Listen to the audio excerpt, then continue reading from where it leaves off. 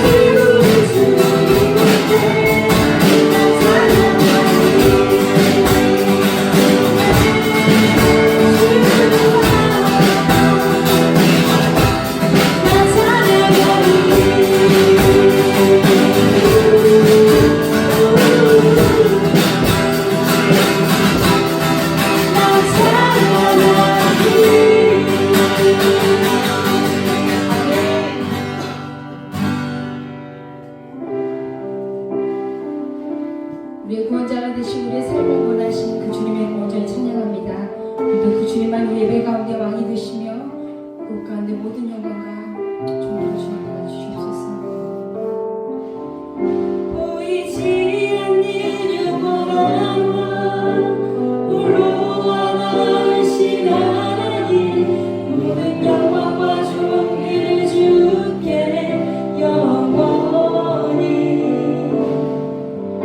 보이지 않는 영원한 왕 홀로 하나이신 하나님 모든 영광과 존귀를 주께 영원히 아멘.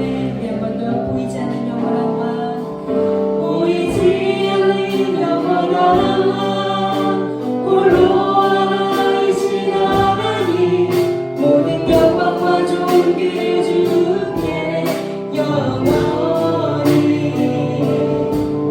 보이지 않는 영원한 왕 홀로 하나이신 하나님 모든 영광과 존귀를 주께 영원히 아멘. 영광과 존귀 영원히 영광과 존귀 영원히 영광과 존귀 영원히 영광과 존귀 영원히 아멘.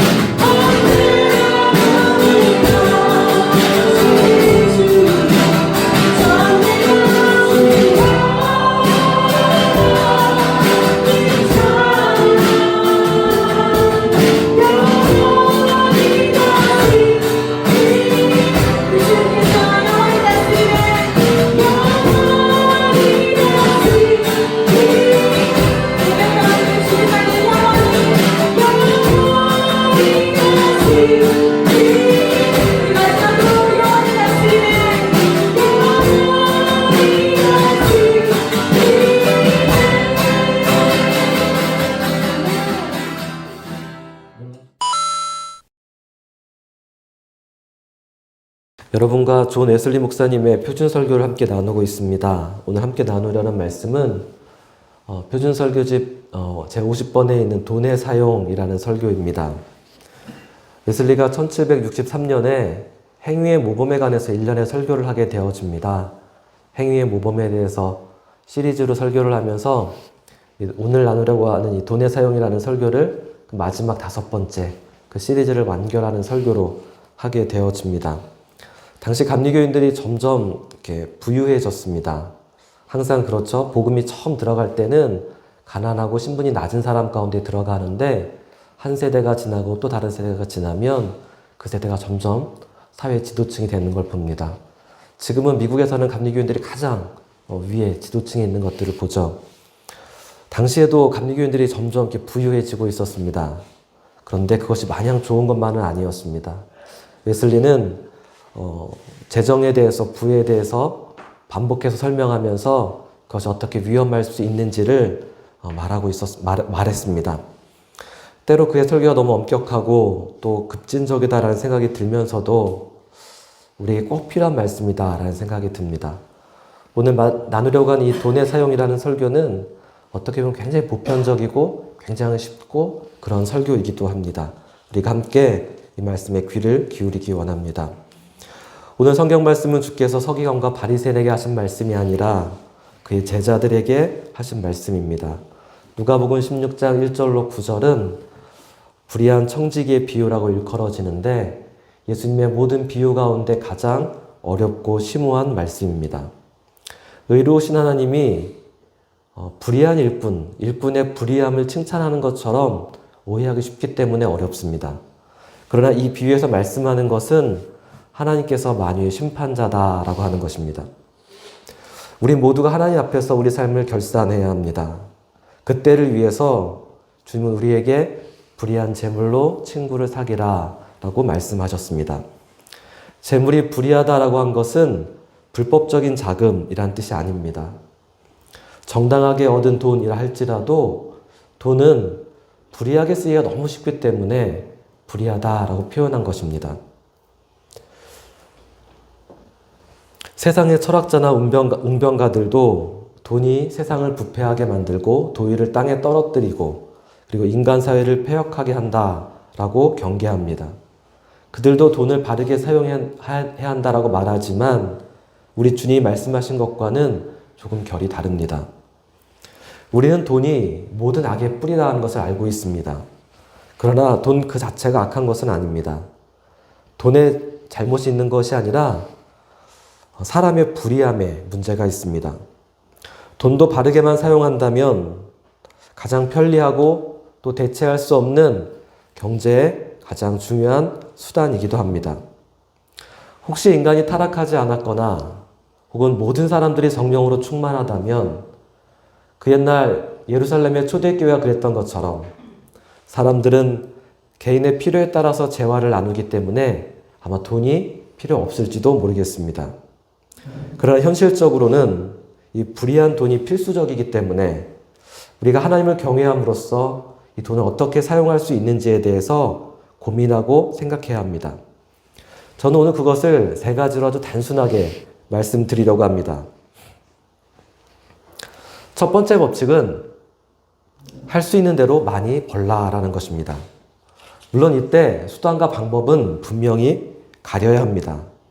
어떤 물건을 너무 싸게 사서 지나치게 비싸게 팔거나 그러지 않아야 합니다. 공정한 거래를 하면서도 돈을 많이 벌어야 합니다.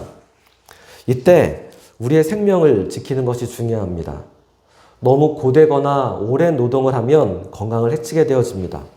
휴게 시간이 보장된 일을 해야 하고 또한 식사와 수면도 부족하지 않아야 합니다. 먹고 자는 시간마저 빼앗기면서 돈을 버는 그런 직업은 하지 말아야 합니다. 그리고 일터의 환경도 중요합니다. 해로운 화학물질이나 오염된 공기를 들이마시면 건강을 해치게 되어집니다. 너무 오래 앉아서 근무하는 사람도 건강과 체력을 해칠 정도라면 우리는 찬성할 수 없습니다. 혹시 그러한 직종에서 일을 하고 있다면 바꾸는 것이 좋습니다. 수익이 다소 줄더라도 건강을 해치지는 말아야 합니다. 몸뿐만 아니라 우리의 마음도 그렇습니다. 정신의 건강도 중요합니다. 속임수나 사기나 이런 거 없이 사업을 유지할 수 없다면 양심에 거리끼면서도 고객에게 선심을 써야 하는 그런 사업은 좋은 직장이 아닙니다. 그런 일을 한다면 정신적으로 건강할 수 없습니다. 법을 어기거나 세금을 탈세하거나 이것은 정신적인 스트레스뿐만 아니라 죄를 짓는 불법입니다. 우리는 돈을 벌기 위해서 영혼을 팔아서는 안 됩니다. 사람들은 관례적으로 그러한다라고 할지 몰라도 절대로 그런 직업은 피해야 합니다. 몸과 마음을 해치지 않으면서 결백함을 유지하면서도 돈을 벌 수 있는 직업은 많이 있습니다. 그리고 이웃을 해치지 않아야 합니다. 토지나 주택을 빌려주고 과대한 임대료를 받는다든지 높은 이자를 청구해서는 안 됩니다. 그래서 전당포도 폐지되어야 합니다. 이웃의 가게와 과도하게 경쟁하면서 너무 싸게 물건을 팔거나 이웃의 사업을 방해해서도 안 됩니다. 사람의 건강을 해치는 물건, 예를 들면 독한 럼주라든지 이런 주류를 팔아서도 안 됩니다. 사행성 게임장이나 선술집 이런 것도 도저히 할 수 없는 일입니다. 전문직 의사로서 과잉 진료한다든지 치료 기간을 연장함으로써 이익을 얻으려 해서도 안 됩니다. 변호사로서 과도한 수임료를 받는다거나 질질 재판을 끌어서도 안 됩니다. 이러한 주의나 제한을 잘 지키면서도 그러면서도 할 수 있는 대로 많이 벌어야 합니다. 시간을 헛되이 보내지 말아야 합니다. 우리의 특별한 소명을 깨닫는다면 우리는 일손을 놓을 시간이 없을 겁니다. 할 일은 너무나 많습니다. 어리석고 무익한 오락을 즐길 여유가 없습니다. 무슨 일을 하든지 전력을 다하십시오. 되도록 신속하게 일을 마치고 지체하지 말아야 합니다. 졸거나 하품할 시간이 없습니다. 열정을 쏟아야 합니다. 경박하고 부주의한 태도로 일해서는 안 됩니다. 노력과 인내로 일하며 오늘 일을 내일로 미루지 말아야 합니다. 하나님이 주신 지혜로 할 수 있는 대로 많이 버십시오. 기독교인이 일에 서투르다는 것은 부끄러운 일입니다. 어제보다 오늘 더 발전할 수 있도록 끊임없이 배워야 합니다. 이처럼 정직한 지혜와 불굴의 노력으로 많은 것을 벌었다면 이제 두 번째 법칙은 할 수 있는 대로 모든 것을 저축하라는 것입니다. 육신의 정욕을 위해서 돈을 낭비하지 말아야 합니다. 특히 식도락을 즐겨서는 안 됩니다. 단지 포식이나 과음을 피하라는 말이 아닙니다. 우아한 미식주의도 있습니다. 그것이 배탈을 일으켜서가 아니라 그런 쾌락은 많은 경비가 들어갑니다. 멋이나 화려함을 경멸하고 그런 경비는 당장 끊어버려야 합니다. 거칠애 뿐인 값비싼 옷이나 장신구를 사는 것도 돈을 낭비하는 것입니다. 불필요한 가구를 사거나 그림이나 장서나 필요 이상으로 정원을 꾸미는 것도 낭비하는 것입니다.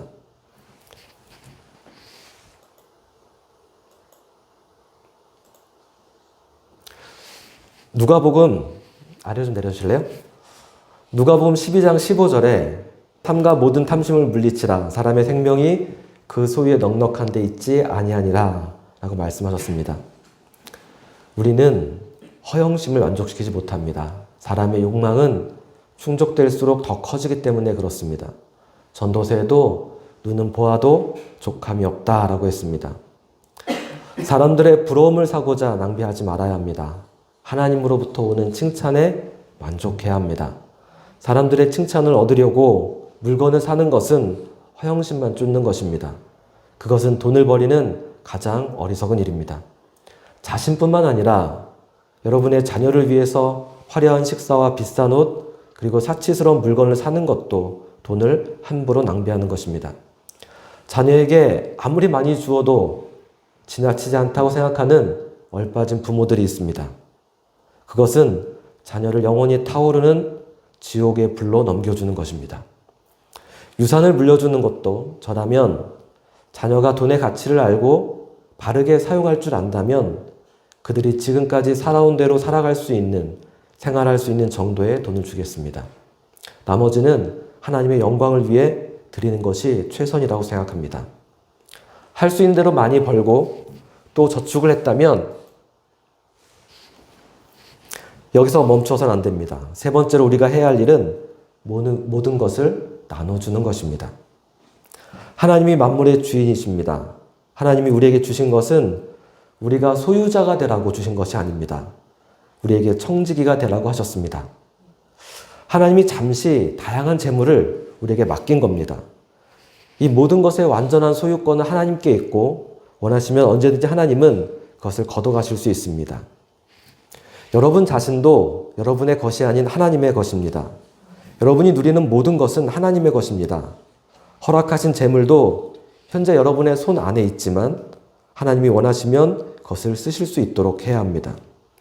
우리에게 맡긴 재물을 우리의 필요를 위해 사용하고 또 배우자와 자녀를 위해 사용해야 합니다.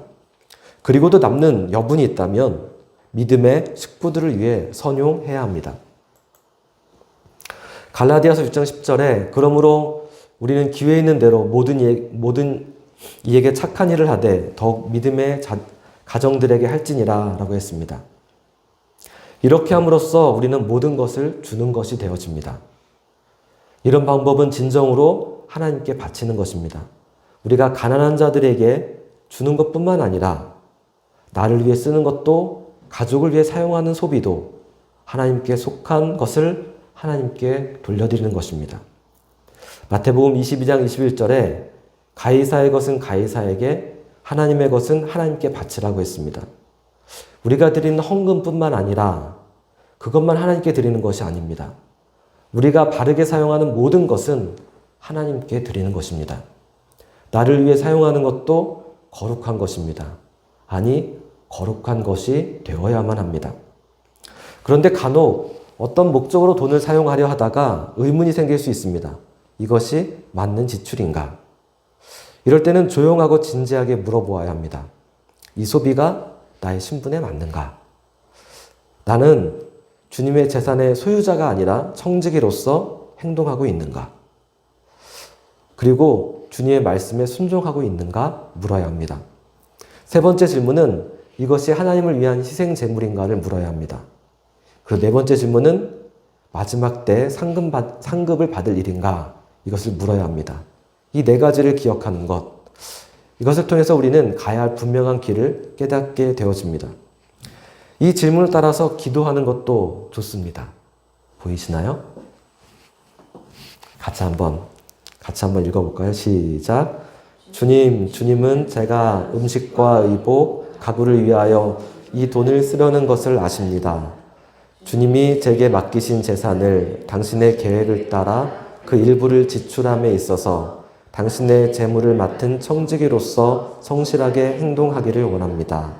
주님의 그 다음 장도 있어요? 간절히 비옵기는 이것이 예수 그리스도를 통해 받아들여지는 거룩한 희생 제물이 되게 하옵소서.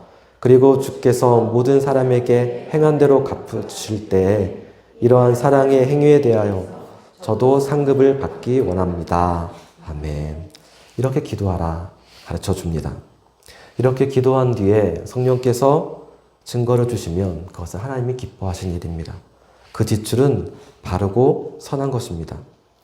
하나님께서 주신 부단한 근면과 모든 지혜를 사용해서 우리는 영혼과 육체 그리고 이웃을 해치지 않는 범위 안에서 할 수 있는 대로 많은 것을 벌어야 합니다. 그리고 그것을 가능하면 많이 저축해야 합니다. 지출할 때는 나의 욕망에 빠뜨리는 소비를 중단하고 가진 것을 나눌 수 있어야 합니다. 그리고 우리가 이 청지기직을 마칠 때 하나님으로부터 칭찬과 상급이 있게 될 것입니다. 저는 이 말씀을 생각하고 또 같이 읽으면서 내게 무엇이 부족한가 라는 생각을 해보았습니다. 이 세 가지 중에서 제게는 첫 번째가 가장 어려운 것 같습니다. 할 수 있는 대로 많이 벌라. 이 말씀이 제일 어렵구나 라는 생각 들었습니다. 두 번째 법칙은 지킬 수밖에 없는 상황과 환경이구나 라는 생각이 들었습니다. 상황적으로 과소비할 수 없는 그렇구나 라는 생각이 들었습니다.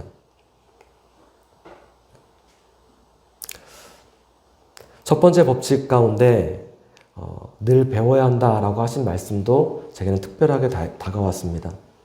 나이가 들면서 새로운 변화와 성장, 발전이 멈춰진 것 같다라는 생각이 들었기 때문입니다. 유치원 아이들이 배움의 노트를 쓰는 것처럼 그래서 얼마 전부터 핸드폰에 메모한 습관을 가지고 있습니다. 하루하루를 돌아보며 내가 새롭게 무엇을 배우고 있는가 적어보고 있습니다.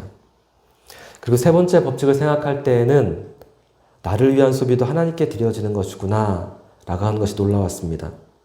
하나님께 더 드려야 되는데 라고 하는 부담감이 늘 있었는데 나를 위해 쓰는 것도 거룩해야 되는구나, 거룩하고 하나님 받으시는 것이구나 라고 하는 말씀이 참 놀라웠습니다.